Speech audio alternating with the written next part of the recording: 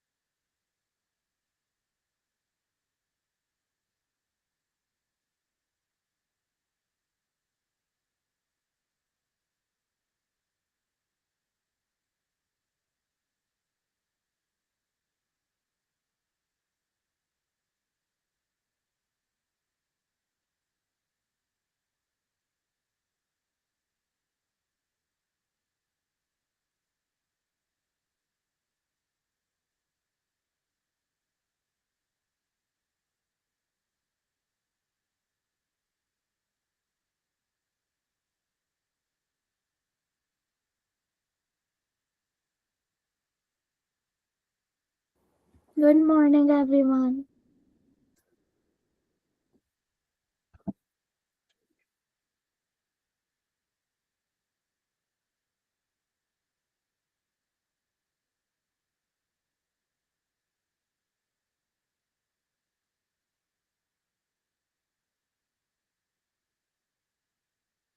Papa, you're muted.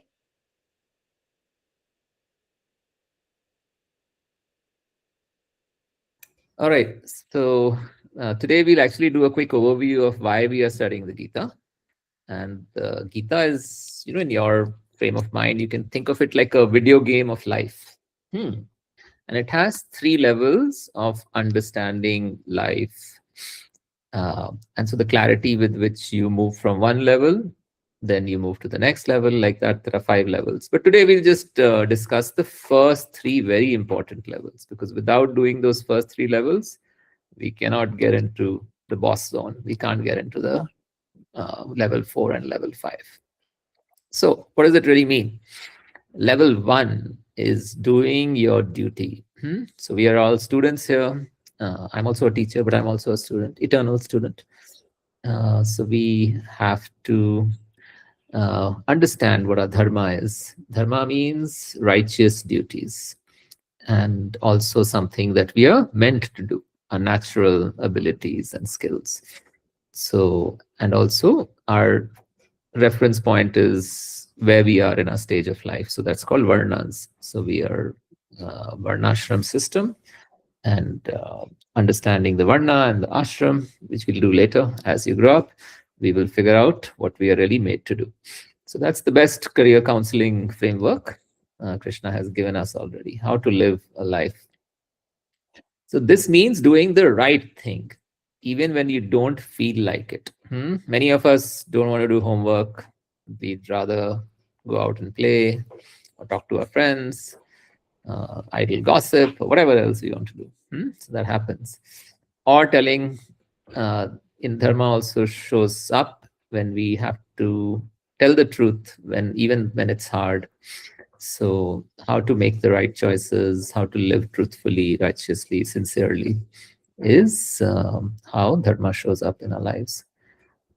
So in this level, you have to basically focus on your brain, because your mind is talking to you and giving you things. Oh, let's not do homework, or let's not tell the truth.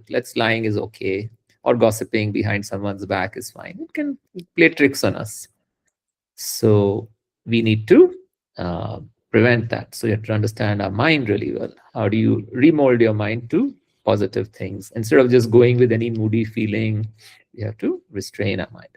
Make your mind your best enemy and not your make your mind your best friend and not your enemy. Right? Most of us make our minds our enemies. So this helps. Knowing your dharma helps train your mind. Just like when we work out or you do fitness or go to the gym or whatever else you do to stay fit, it trains your body and gives muscle mass and flexibility and movement, mobility. So that's level one. So we need to take care of our mind, but we need a fit body also to do that, because we feel good when we exercise, and we become so energetic. We want to talk to people. There's or go out to play. We become a lot more excited about things. If you just sit at home and don't move around too much, we feel morose. So that's the body machine we have. So that's level two. Now we're moving to learning important truths, which is what is knowledge. And in ancient Gurukula system, this was a very crucial part of our training, how you start learning about life. And there are three big ideas which were really introduced. Understanding God, all the qualities of God, names of God, and what that really meant. What did God do? All these things give us remembrance, but also we want to imbibe those qualities because we are infinitesimal parts of Krishna.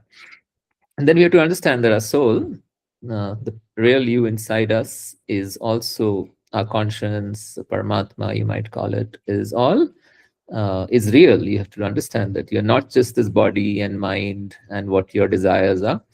You're eternally a soul, spirit soul. So this is this level. And of course, you realize that this body, as you grow, it changes. You're not the same person as you were born, in some sense. Of course, at the soul level, you're the same person. And even after you, have a next birth, you will be the same soul, but have a different body. It's like wearing new outfits. So this is the rule book. Level two is more like understanding, okay, this is me. A lot of people don't agree with this rule book, or they don't want to believe in this rule book. But like any game, if you are not playing with the rules, then there's no point playing the game. It's just a waste of time. So if we are playing this game of life, these are simple rule book rules that we need to follow. Last is, and it's related to today's topic, wisdom. But before that, we were in our earlier sessions, we've been doing how life throws challenges at us, and then we look for questions. So that's what it is. Like, we have our body is looking for temporary pleasure, or sometimes our mind is looking for peace.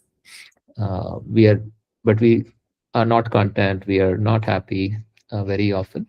So, and then when life's challenges come, we don't know the rules of living a life. We don't have that understanding of God or our true identity, which is the soul.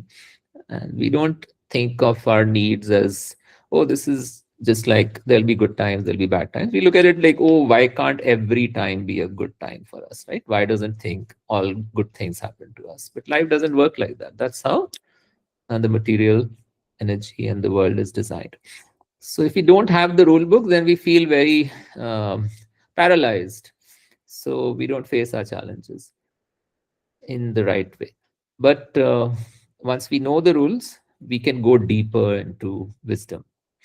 One is just knowledge, just know, theoretically. Oh, I know God exists, but I really don't know what that means in my life to me. Or I know I am the spirit soul, but so what? And I'm this temporary body. So what? And you just have some basic idea of biology of the body, neuroscience of the brain. Or okay, fine, I agree that everyone believes in the soul and God in India, so I will also believe. But that's not really wisdom. We have to internalize it. We have to see, and that's what's called Vigyan. When we realize our knowledge, it translates to wisdom. So this is when what you learn starts to feel real inside. And how does it show up? It shows up that you don't get angry so easily. You are less jealous. You don't compare, compete, contrast so much anymore. Um, you don't get carried away by social media influencers. Your mind feels calmer and happier. It's like not just reading about riding a bike, but actually knowing how to ride the bike. So, very often as a counselor coach, we have to sometimes understand whether the student uh, can actually understand the idea what a bike looks like, first of all, right? You have to take them to the bike, you have to show different features, and then maybe sit on it and say, okay, this is how you sit, this is the brake, this is this. You have to show, demonstrate everything. So it's very important to not just see a photograph of a bike, but actually go to a bike store, sit on it. Then, if you get the bike, you practice with someone, and then once you remove this training wheels, then you can also start riding the bike. So, like that, this is the level. Fine. So that's the reason why we are doing this important session on wisdom. And before that, I want one of you to volunteer for a prayer, and then Prema Radha can also take the session forward. You can come here. So we can, Chatrapriya, if you want, you can do the Om Jnana prayer, and then one of you, let me see who volunteered first. I know Kabir has volunteered. Okay, Kabir, you joined. I know everyone volunteered. Okay, we'll give you some turns. So maybe Kabir, you can read the prayer, and we'll also do the customary and very important prayer, the Om Jnana Timirandasya prayer. So, Kabir, you can read it. Is it clear? She recites the Sanskrit prayer and then Kabir can read. Okay. Chandrapriya, you can read the Sanskrit prayer? Okay. Om Jnanatimirandasya Jnananjalakaya Chakshura Unmilitam Yena Tasmai Shri Gurave Namah. Okay, so this basically reminds us about the role of teachers, spiritual guides who, with the torchlight of knowledge, remove our ignorance. And so, what is the ignorance? We covered those points, right? The rule books. So, once we know the rules, we are less ignorant. Once we realize the rules, then we become wise. So, fine. Kabir, you want to read? You want to switch on your video? I'm fine. Okay, go ahead. Read. Here, prayer. Dear Lord Krishna, go ahead. Dear Lord Krishna, if you so desire, please help me grow in my true wisdom, not just gain knowledge. Teach me to learn from my choices and my mistakes. Help me listen carefully to good guidance and wise teachers. When I feel confused or unsure, give me courage to ask questions and humility to learn. Help me be help help me make kind and thoughtful choices every day. May I always be grateful for those who share wisdom with me. Please guide me toward peace, clarity, and love. Thank you for considering my request. Excellent. Haribol. So well done. So good. So good. What a nice voice you have. Such a sweet way of saying things. Okay, so we're not doing level 4 and level 5 today, but we will start with some icebreakers. Priti, you can do the icebreakers. They are down somewhere. Yeah. Okay, can you see the screen, children? Yeah, they can see. Okay. Can you hear me? I can't hear you guys. They can hear you. Yeah. So, the first question, opening question Go ahead. is wisdom the same as being very smart? You can unmute and say. No. Okay, that's the right Okay. answer. Yeah. So, number Next. 2 question is, listening carefully can sometimes be wiser than acting quickly. Yes, no? Yes. Yes. Good. Yeah. You're very wise, all of you already. Asking questions can help us learn important truths. Yes.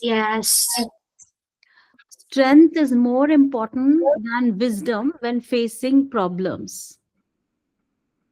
No. Correct. Correct answer. Doubts mean something bad is happening. No. A calm mind can help us make better choices. Yes. It's possible to learn an important lesson from a story. No. So, Yes. Oh, Haribol. So now that's story great. time. We will do moving to the Mahabharata story, and then we'll do the verses. So most of our sessions are about verses, but it's important to understand the verses. So over to you. Okay. So today we are doing a very, very interesting story from Mahabharat. And this episode is happening when the Pandavas, they have actually, they were exiled by Duryodhan for 13 years, right? And 12 years they have to be in exile. And the 13th year, the last year, they have to be in incognito, which means they have to disguise themselves. And then if their disguise is revealed, if their identity is revealed, then they have to spend another 12 years in exile and one more year in incognito. So another 13 years they'll be exiled. So this was the cruel decision of Duryodhan after they lost the game of dice. Is it clear, the background? Okay. So now the Pandavas, they have completed their 12 years of exile in the forest, and now they are discussing that how should they spend their 13th year. You know, they are almost finishing their 12th year. Now they have to be really, really smart to disguise themselves. So this story actually also helps them in their decision making of how to disguise, where to stay, and how to go about with that very crucial last year, the 13th year of exile. Because if they get caught, or if they get noticed by Duryodhan or his spies, which are all over, you know, searching for them, then they'll again have to go for 13 years of exile. So it's a very, very important period of decision making for them, because they have huge challenges, and we will see how they face the challenge with so much wisdom and so much devotion towards, so much surrender and faith towards the higher divinity, right? So now, when they were still in the forest, a very distressed Brahmin approached them, because a lot of these Brahmins and sages, they're in the forest doing their yagyas, and also whenever they would be in distress, they would somehow approach Yudhishthir and the brothers. So when this Brahmin approached him with a very clear request, he said, that he has some fire sticks, which you rub together, and then you can actually ignite a fire, a sacrificial fire. So he told them that, he's lost his fire sticks. And how did he lose it? Suddenly the a deer appeared, and the fire sticks got entangled in his antlers, and that deer has run away deep into the forest, and he doesn't know where his sticks are, and he can't even locate the deer. So now the Brahmin is telling the Pandavas that without these sticks, he cannot do his daily sacrifice. So now the whole thing is interrupted. So what should he do now? He's full of anxiety and stress. Okay. So Yudhishthir, especially Yudhishthir, he is actually very compassionate. So he says, okay, he sends the Pandavas one by one. He sends his brothers in search for that deer, so that uh, the Pandavas can recover the fire sticks. Okay. Now the one by one the brothers, they set off in different directions, because the forest is so vast that they have to go in different directions to search for those fire sticks and search for that deer. But the deer is not to be found. But what happens is something very unexpected happens. One by one, the Pandavas, they, when you're going in the forest, you don't have your water bottle with you, and Pandavas were not carrying any water with them, so they became very overwhelmed with intense thirst.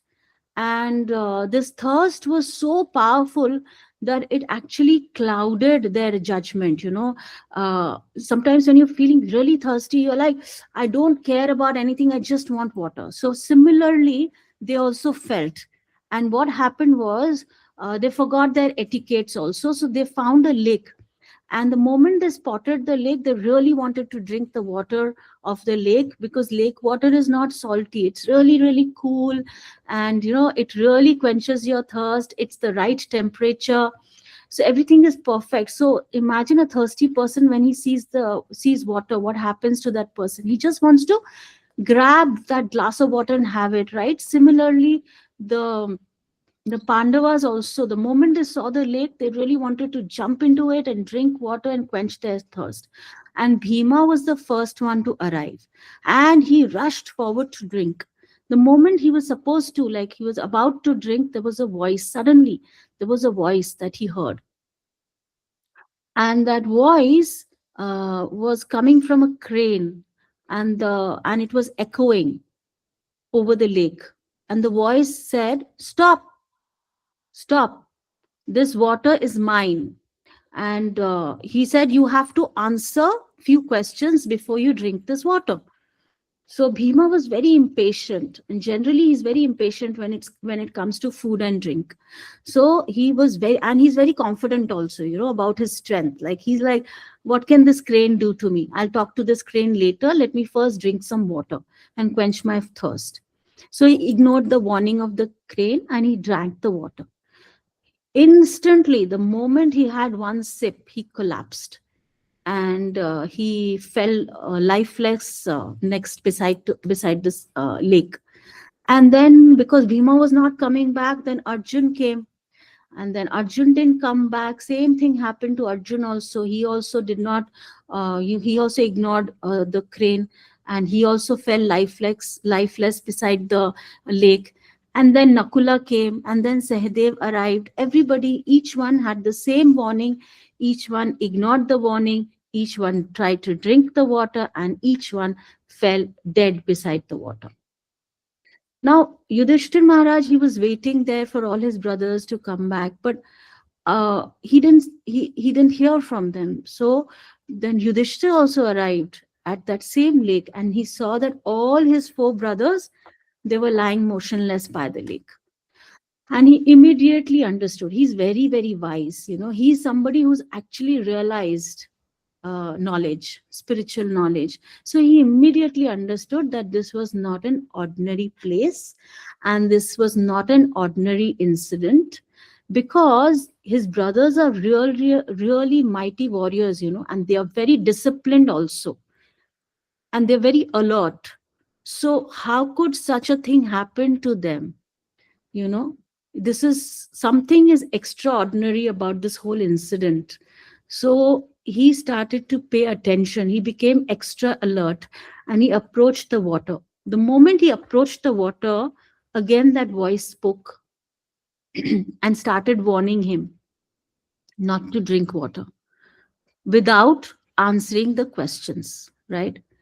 Now, the difference between Yudhishthir and his brothers is that Yudhishthir actually paused, listened what the voice was saying, then reflected, thought about it, you know. And that moment, the crane transformed himself into a yaksha. Yaksha is actually a celestial being, a heavenly person, right? Who doesn't live on earth but lives on the celestial, higher, upper planets. And that yaksha, he actually revealed the truth. He said, "I am not this bird, I am not this crane. I'm actually a yaksha. And your brothers died because they ignored my words. And I'm here to guard this lake. And if you wish to drink the water, you first have to answer my questions." Now, Yudhishthir, what could have been his reaction? What he did was a different thing, but what could have been his reaction? He could have become angry. He could have replied back. He could have argued. He could have done so many things. But what did he do? He folded his palms and he replied humbly.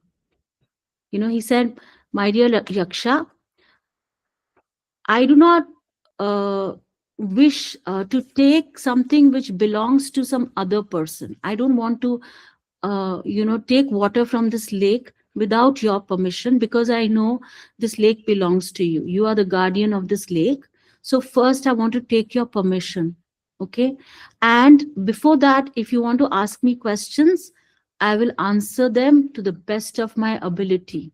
He's not trying to say, okay, I'm very wise, I'm very knowledgeable, I'm the smartest person on earth, and ask me anything under this, uh, under the roof. I can answer it.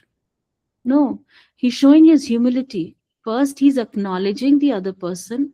Then he's saying, okay, if this is what you desire, then I will definitely have some control over my senses. I will try to control my sense of, my, I'm feeling thirsty, but I try to control that sense. But first, I will respect, out of respect, I will answer your questions. And not that I think that I'll give you the best answers, but I'll try my best. Like when we work for our exams, we are always trying to think, okay, we might not get full marks, or we might not get as much as the best student of the class is getting. But instead of putting our mind into all that, let's do our best and leave the rest to the teachers and the people who are teaching us or guiding us. Just put our 100%, and then forget about the result. The result will definitely be good, but then let's not pay too much attention on the result. So exactly here, Yudhishthir is saying the same thing, that okay, I'll try my best. Please ask me the questions. So the Yaksha started asking him questions. And first question he asked, you all can also try to answer, because all answers are correct. In spiritual realization, according to your level, the answers are according to your level, and it is the correct answer. So don't think that your answers are not going to be correct. So the first question was, what makes the soul rise out of entanglement in matter?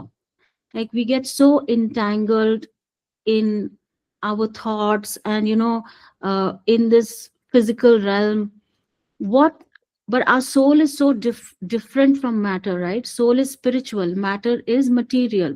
So our soul gets entangled in this material world, right? So what will make our soul rise out of this entanglement, this confusion in the material world? Can you think of any answer? How can you come out of this material entanglement? How can the soul come out of it? Any answers? Anybody? Y'all can unmute.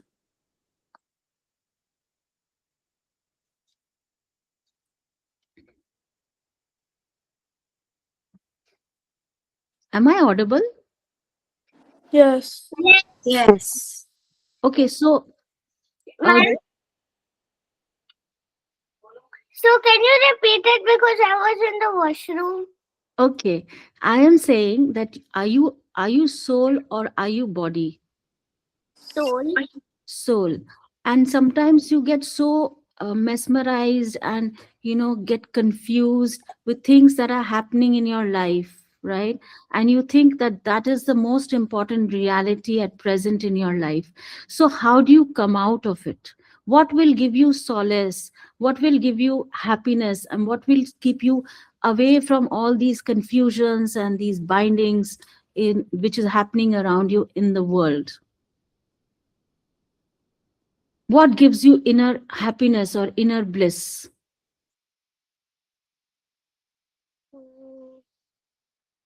What are you doing right now? Is it giving you happiness, or is it really this story is really giving you entanglement or stress? Are you I is somebody telling you after this session you will have to sit for an exam, or you have to sit for some Olympiad?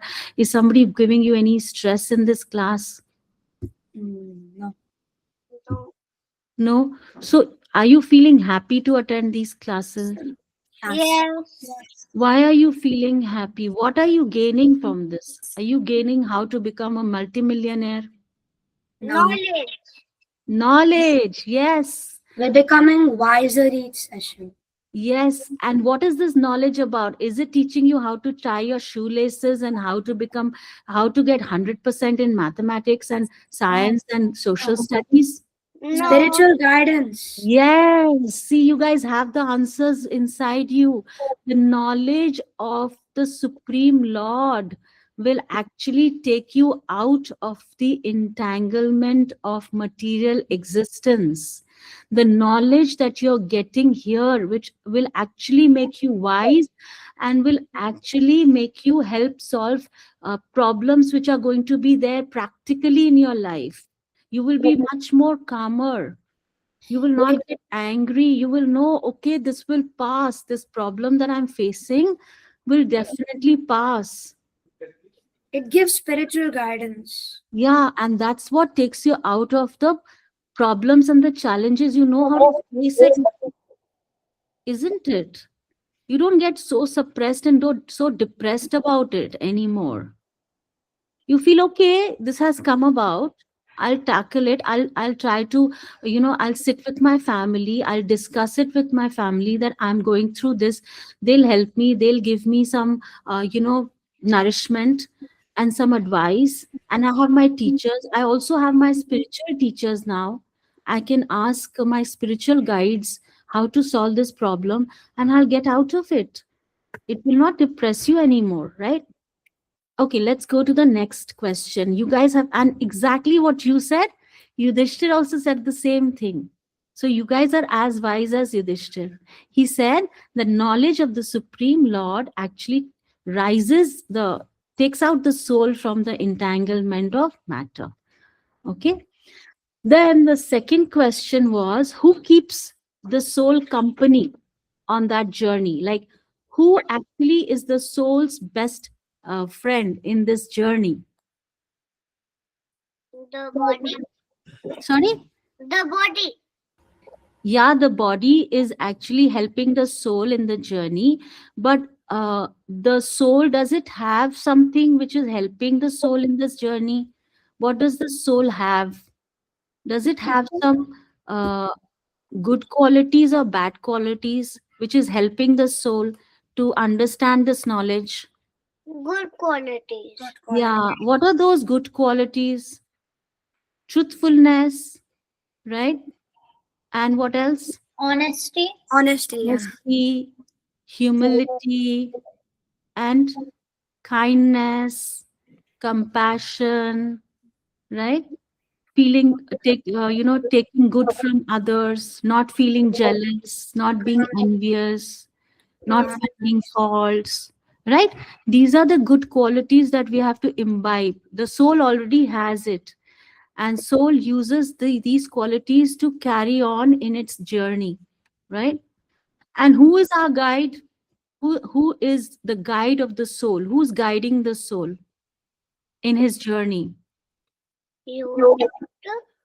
What is that? Yudhishthir. No, who's guiding the soul, like your soul?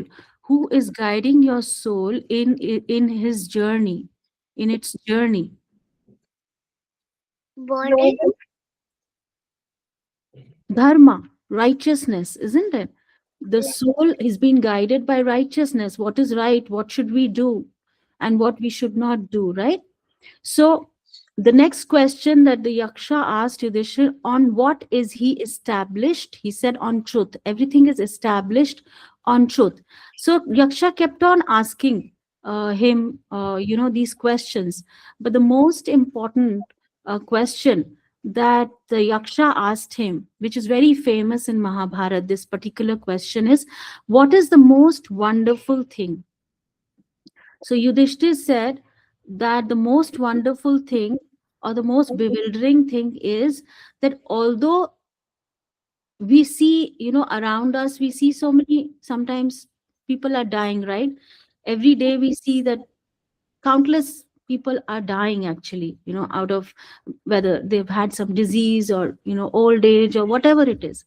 But that person who's actually watching so many people die, that person thinks, okay, I will live forever. He doesn't think about what should I do before I die. What is the most important purpose of my life that I should achieve?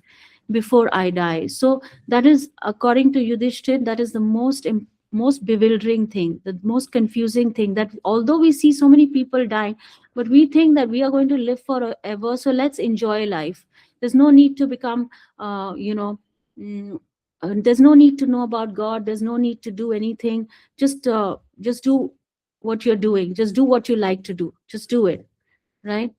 So this is the most quoted teaching of the Mahabharata that makes us reflect about our life, right?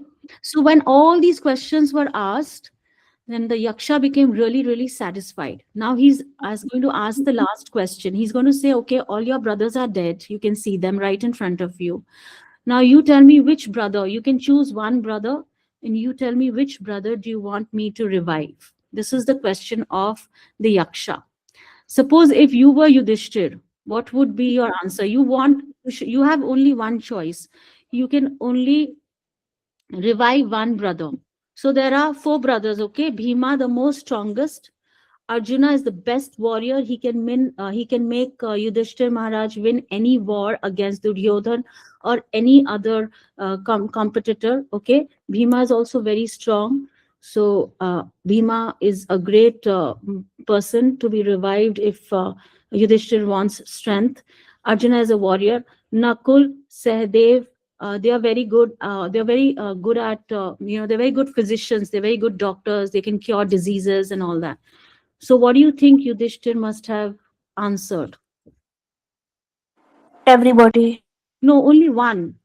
He can choose only one. If he was told to choose, all the four, he would have chosen. But the Yaksha said you can only revive one brother. What do you think Yudhishthir would have said? You must remember that Yudhishthir always protects dharma. So he has to think. You have to think from the righteous point of view. I know. Who? Arjun. Arjun. Okay. Kabir says Arjun. What about the others? Even I feel Arjun. Okay. Agree. Okay. Everyone says Arjun. Yeah. No, Yes. I'm still thinking. Huh? Who? What did you say? Thinking. I'm still thinking. I'm confused. You are thinking. Okay. Okay. You So know the should names I? of the other brothers? Do you guys know the names of the other brothers? I just said it, but then I'm sure you guys know it, right? Aim, Nakul, Sahadev, and Arjun. Yes. So Nakul and Sahadev were sons of. Mm. These are all sons of Pandu, right? Yeah. And Pandu has two wives, right? Kunti and Madri, right? And Kunti's sons are Yudhishthir, Bhim, and Arjun. And Madri's sons are Nakul and Sahadev. Okay, so picture is clear now. So Yes. so Yudhishthir's mother is Kunti.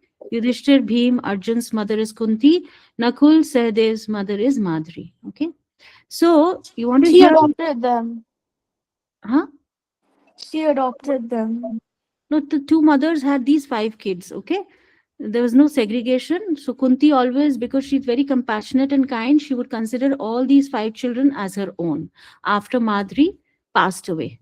Okay, so Kunti is a devotee and she's very, very compassionate. So she would consider all these 5 children her own children.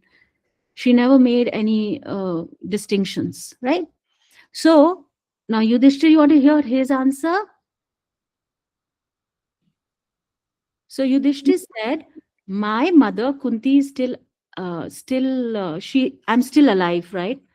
Yudhishthir is still alive, right? Others are dead. So Kunti still has me alive." He's saying, like, I'm the only son. I'm the only son alive for Kunti, but Madri does not have her son are all dead, right? Nakul and Sahadev are dead. I was thinking this. Yes, you were thinking in the right That direction. so basically that since Kunti is alive and she already has Yudhishthira, so he'd want Nakul and Sahadev to come because Arjun and Bhim were already Kunti's sons, so he wants that Madhuri also has sons alive. Yeah, so he is looking at the fairness point of view. Like, it should be Yeah. fair, right?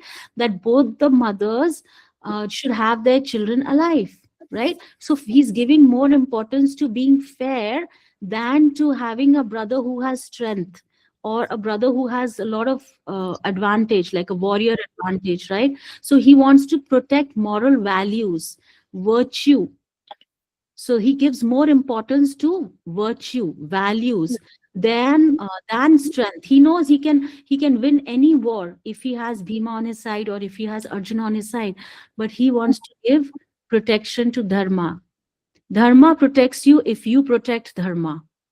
So so then when he said this answer, were you guys impressed by his answer? Yes.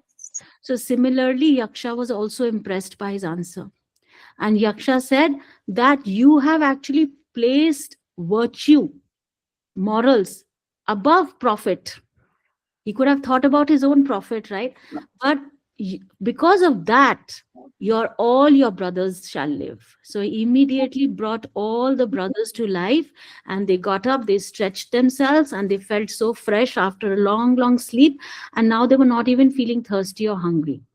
So you what do you and then this Yaksha, he said, he also revealed one more thing, that he actually disguised himself as the deer who actually took away the fire sticks. So he returned those fire sticks, and he gave it to Yudhishthir, and he said, you can give it to that brahmana.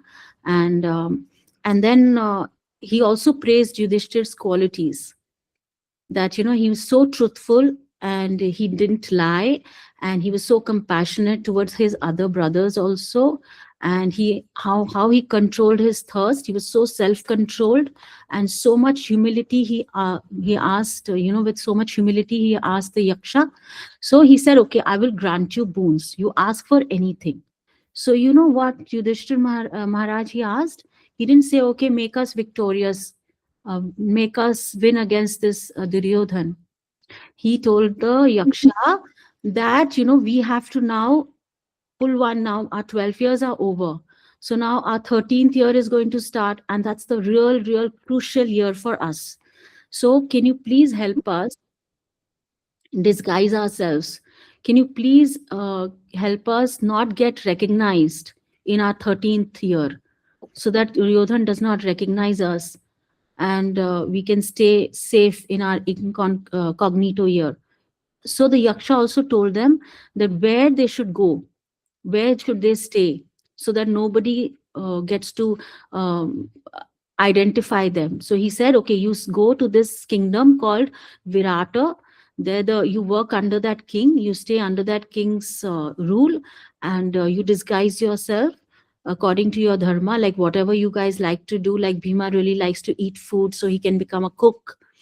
And Arjuna really likes other things. So you find your own way of spending your time 1 year in that kingdom. And I give you this boon, and I give you this benediction, that you will never be caught by anybody. Nobody will be able to recognize you. So see, Yudhishthira is so wise. He didn't ask for wealth or power. And you know what he asked? Second boon, that the Yaksha is so pleased with him. He said, ask for something more. So Yudhishthira is so wise. He didn't ask for wealth. He didn't ask for power. You know what he asked for? Can anybody guess? He's asking for good qualities. He's asking for freedom from greed. He should not become greedy, because ultimately, he's going to become the emperor of the world. If you become that highly elevated, you have the entire, wealth of this world. How greedy can you become, right? And once you become lusty and greedy, anger comes. So he's asking for not being angry and not getting delusioned. Okay. So he's asking for all the good qualities, because he's so inclined towards these good qualities, because he's actually Dharmaraj. He's actually the son of Dharma. So he's asking for that, when you have so much money, then he's asking for charity. Let my heart always be compassionate and kind, so that I give charity to the Brahmanas, and let me always be truthful. So this Yaksha is so happy with him, he just grants all his wishes. Okay. So did you like the story? I have a question. Yeah. So at the third question, he asked Yudhishthira. Which So, one was that? like one brother, choose one brother. So basically, I was clear that it would be Nakul or Sahadev, but it wasn't the question that one brother. So my clarity, I'm trying to understand that which brother he took. So nice to know that you're so deeply listening to the story. I'm so glad I didn't give you the answer that time. I was waiting for this question. I would have asked you at the end of the session, but he asked for Nakula. Nakula is the brother that he asked for. Uh, So now I'm going to be sharing my screen and we are going to do this quiz on the story. In that, do we have to type or just have to like? You can just raise your hand and I'll give the answer to me. And Okay. anyone else has any question, or we can start the reflections quiz. Quiz. Okay, we can start questions and reflections then. Okay. So yeah, so it's a multiple choice, huh? So some of the answers, yeah, go ahead with the first one. Why did Yudhishthir survive at the death lake? He listened and answered before acting. Very good. Everyone has the same answer? Yes. Okay. Yes. Okay, now I'll ask, and I can see Arohi, I can see Kabir, I can see Adit, but I can't see the others. The video is It's So okay. because It's I all can't. there. It's all there. They're all there. Don't worry. Okay, they're there. Yeah, Okay. yeah. Second question. What caused the other brothers to fall at the lake? They ignored the warning and They acted. ignored the warning. and acted quickly. Yeah. Yes, others also reply. Ahana, Tanya. Yeah, they I ignored already the said. warning quickly. Yeah, Tanya, you're also there, right? They ignored the We warning. we are linking it back to our original where we talked about wisdom and being have a pause before we react, right? Yes. So is the story in the story and the Gita knowledge is compared to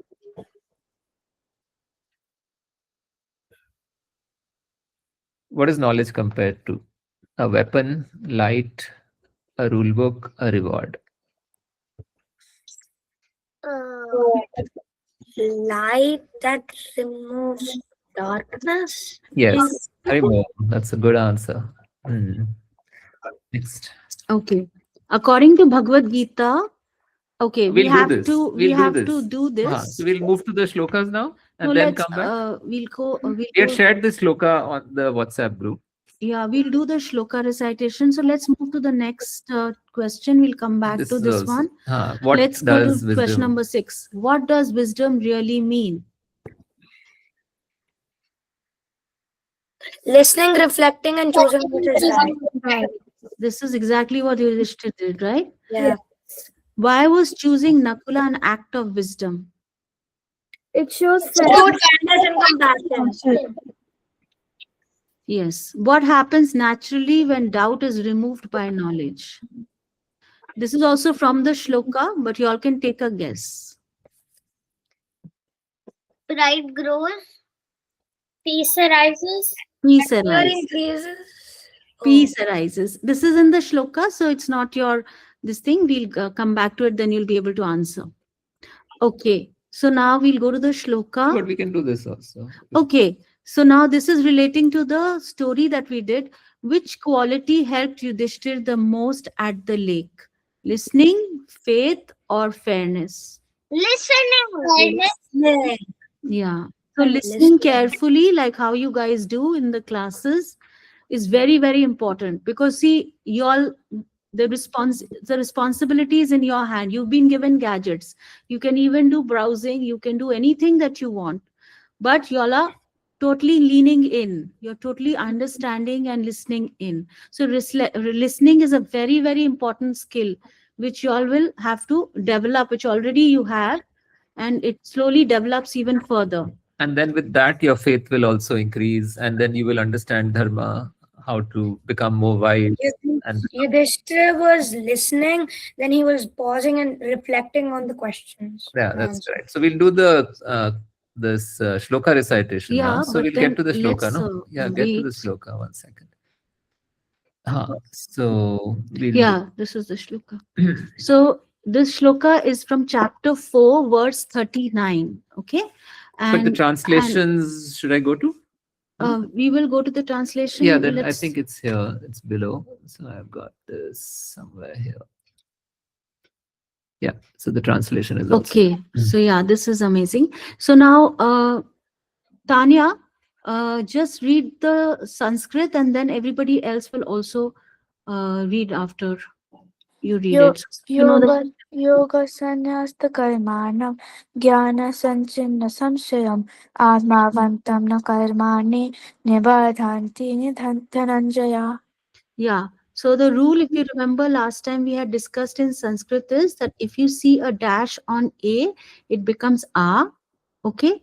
And if you see, then if you see a dash on S, it becomes sh.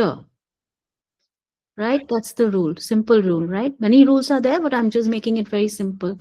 So who wants to volunteer to read the shloka? Everybody has to do it. Okay, we start with Ahana because I can see Ahana first on my screen. That was raised for the earlier question. Okay, so no problem. We'll come back. Adit, Adit, you can. and there's no right or wrong I way of can't saying hear it. you, You give Adit. it. You give your best shot.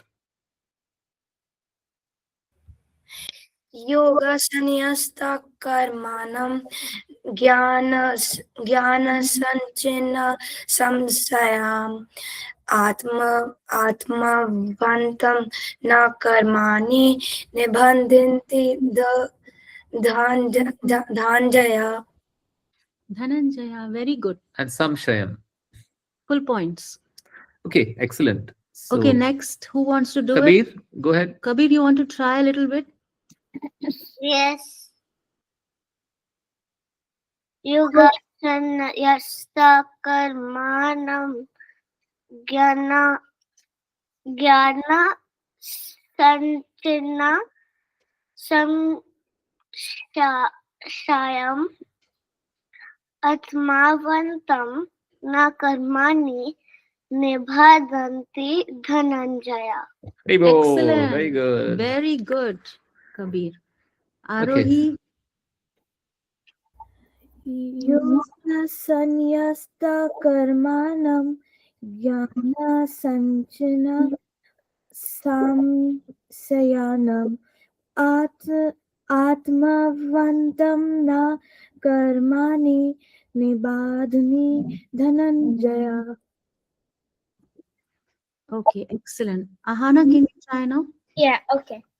Yoga sanyasta karmanam jnana sanchana samshayam atmavantam na karmani nibhadhanti dhananjaya. Okay, you can read the Excellent. translation Read also. the translation. English translation, Veda base. Therefore, one who has renounced the fruits of his action, whose doubts have been destroyed by transcendental knowledge, and who is situated firmly in the self, O conqueror of wealth, it is not bound by works. Okay, so what does it mean? So yeah, let's decode it a little bit. Okay. Hannah, you want to focus on one or two words that you want some clarity on or you understood? Yeah, I'm just thinking.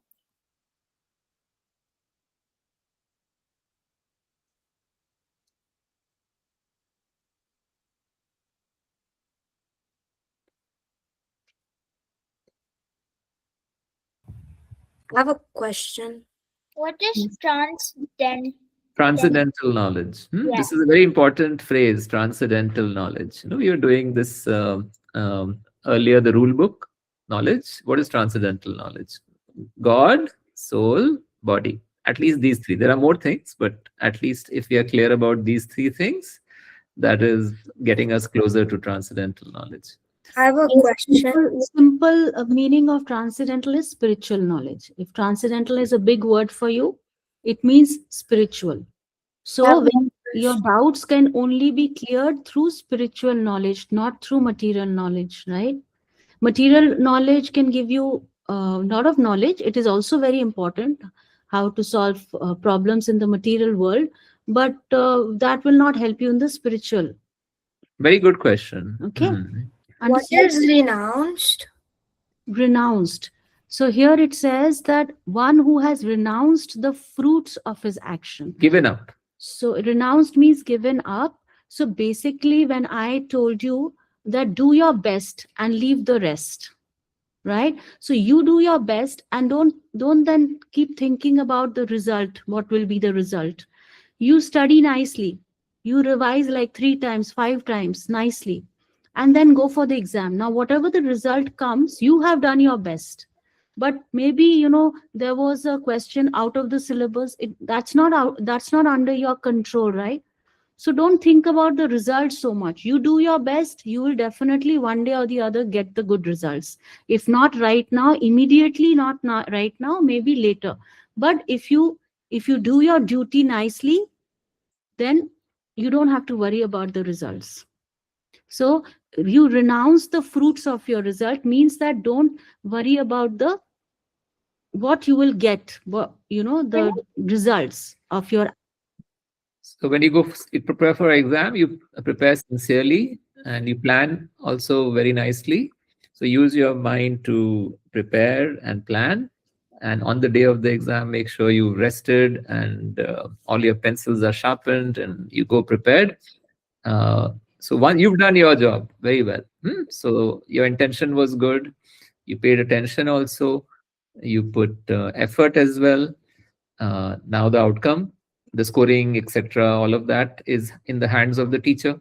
So you never know. That's not in your control. And don't get depressed about your marks because you have worked hard, right? You didn't leave any stone unturned. You did your best. You revised, did everything, went through the notes, went through everything that the teacher gave you, read the chapter nicely, did the back questions.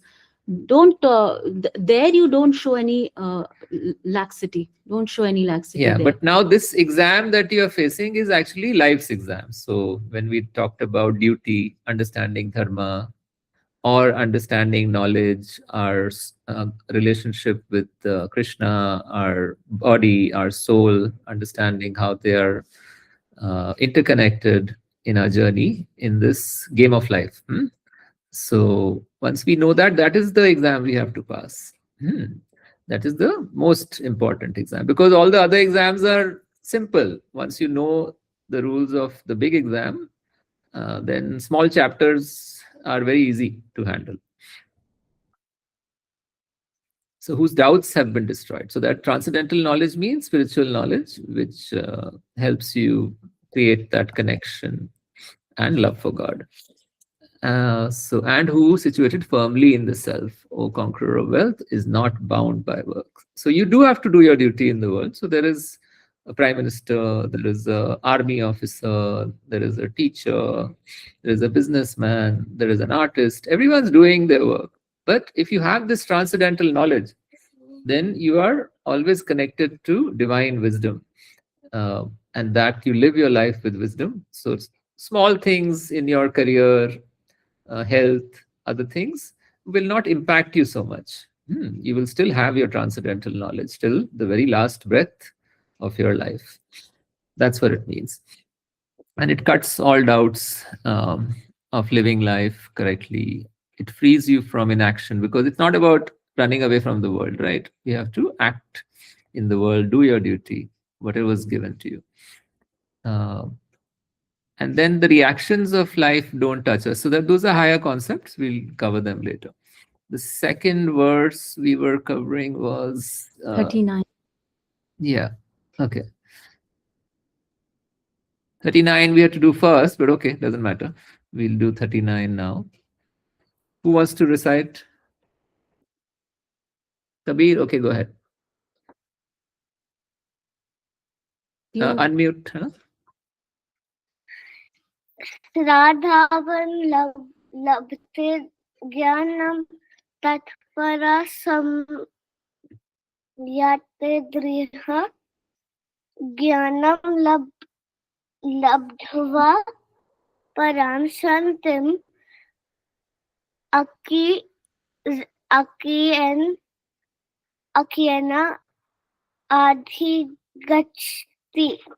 Very good. Very nice. Okay, so now Excellent. maybe you want to read it? Yeah. Yeah, okay.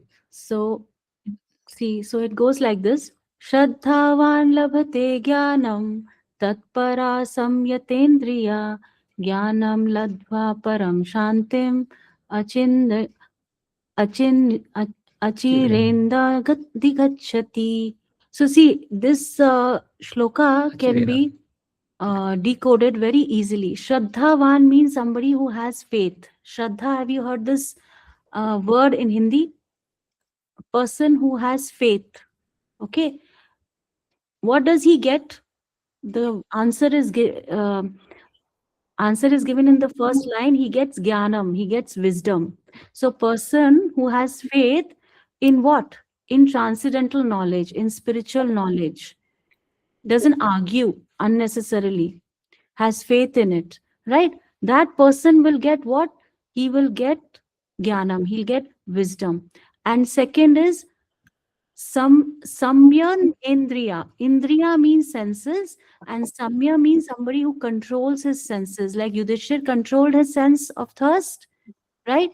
So somebody who controls his senses will get jnanam. Again, he will achieve knowledge, and also he will achieve one more thing, which is peace, param shantim.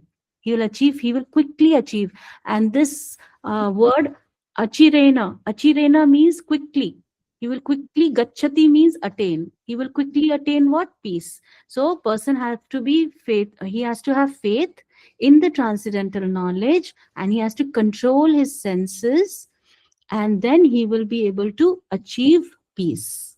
This is the meaning of the shloka. So Sanskrit can be decoded. If you can decode, some words are very similar to Hindi, so it is easier sometimes. Okay, now who's going to read? Tanya, can you read this one?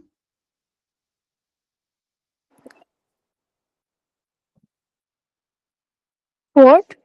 Can you read the shloka which is on the screen? Okay. Shraddhavan labhate jnanam tatpara samatatendraya jnanam labdva param shantim achirena digachati. Yes. Now Arohi.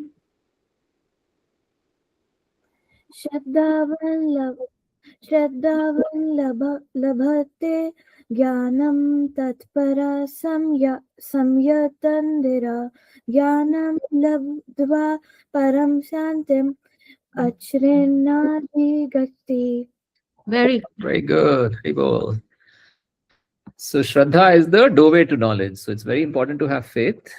Okay. And I know, Ahana, you also want to recite? Yeah, okay. Yeah, go ahead. First you recite, then we'll do a little bit of a decode. Shraddhavan labhate jnanam tatpara samyateendriya jnanam labdhva param santim akirena dhigachi. Okay, Adit, you want to read the translation? All right. A faithful man who is dedicated to transcendental knowledge and who subdues his senses is eligible to achieve such knowledge. And having achieved it, he quickly attains the supreme spiritual peace. Okay, so yeah, main thing is to have faith. And because we have faith in many things, right? Sometimes we have faith in video games. Sometimes we have faith in our prime minister. Sometimes we have faith in a TV actor. Sometimes we have faith in a musician. Oh, I would love to go and watch every show that they perform. So we are all humans finding connection. But if we have connection with Krishna, and through understanding of transcendental knowledge, knowledge is God, soul, and body. At least these three things, if we are very clear and how they are connected, you will get transcendental knowledge, spiritual knowledge. And the fruit of that knowledge is you will attain param peace, supreme peace, and you will develop all good qualities, which is obviously not be proud, also not have so much pride. Gradually become a lot more sincere, humble, helpful, compassionate. Okay, so that's all for today. Any reflections, any questions? Super. So see you next week. And so your homework is on WhatsApp. These slokas are given. So keep practicing. Send your audio file. I'll also send you a activity sheet to fill, like every class. You can share your reflections on that activity sheet on the group. Hare Krishna. Hare Bye. Krishna. Hare Krishna. Bye. Hare Krishna. Bye.